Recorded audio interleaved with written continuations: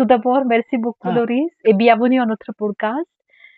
Oui, c'est à toi. J'aimerais bien introduire ok, oui, allez-y, ton mer- introduction en merci français. Oui. beaucoup. Voilà, merci beaucoup pour cette opportunité et de participer à ce broadcast. Voilà, comme je disais, je m'appelle Loris Matanda, de la République démocratique du Congo. Et je suis dans la capitale Kinshasa. La RDC est en Afrique, précisément au centre de l'Afrique. Voilà, donc me concernant, comme je disais, Loris Matanda, je suis licencié en sciences informatiques qui est connu comme Bac+5 dans d'autres appellations. Voilà, une expérience professionnelle en finance et je suis marié. Voilà, c'est un peu ça, ce qui me concerne. Ok, ok, merci beaucoup, Loris. Comme tu sais que pour pouvoir mettre ce podcast et le motif est que j'enseigne le français ici en Inde et pour mes étudiantes, Ok.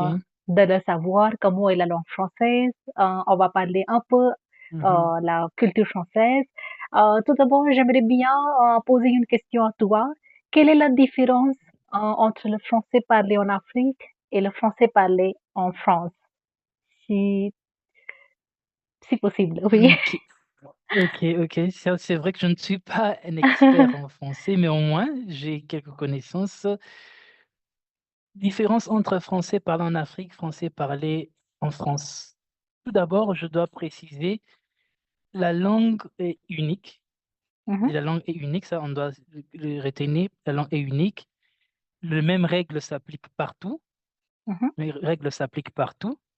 Mais sauf que il y a quelques différences qu'on arrive à distinguer qui n'est pas souvent mauvaise, qui dépend de région, qui dépend de pays, de culture.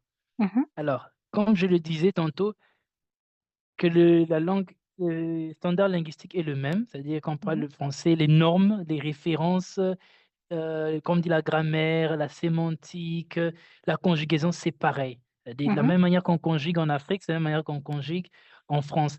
La sémantique reconnue en France, sémantique reconnue en Afrique. Alors, comme je disais, les contextes commençaient un peu à créer des différences liées à la prononciation. mhm, mhm, Premièrement, il y a les différences liées à certains mots qui apparaissent en Afrique, qui n'est pas en France, ou certains mots en France qui n'est pas en Afrique. Pourquoi je le dis ainsi? Il y a certains mots qui sont empruntés par notre langue nationale, langue maternelle, ok. Mhm, qu'on ne sait pas trouver en français. Alors on utilise ça, nos phrases en français, et on adopte ça comme le français. mhm, Donc, une autre différence, c'est dans l'intonation. mhm. Ouais, notre langue maternelle, de fois, influence notre intonation, notre façon de parler. Aujourd'hui, si tu entends quelqu'un qui a grandi en France, qui est né en France, tu vas l'entendre quand il te parle avec de façon prolongée. Exemple, il te dit: «Ah, mais tu vois, hein», tu vois? Alors moi, en Afrique, je peux dire: «Mais tu vois?»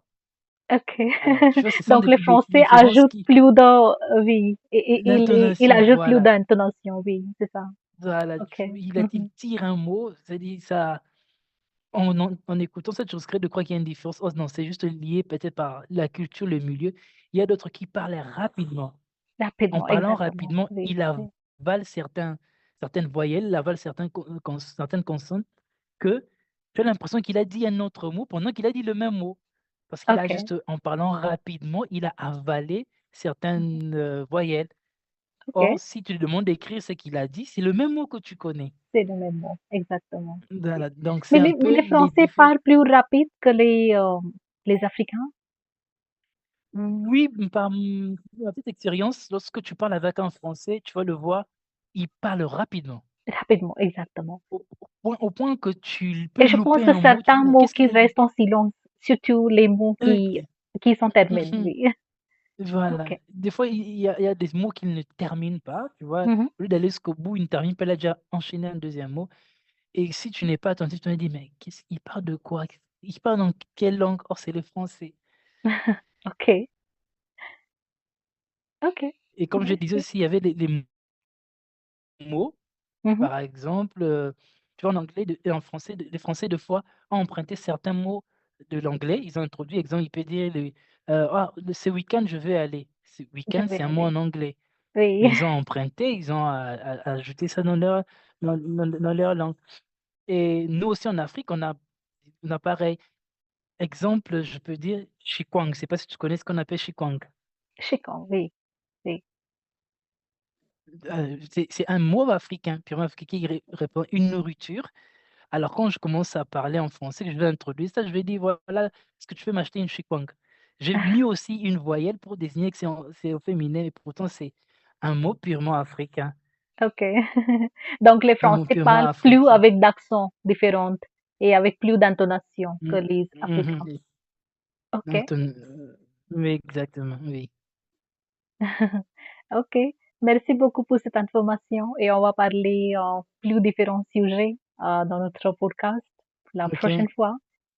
OK. OK. Mmh. Merci beaucoup et je vous souhaite OK. une excellente journée.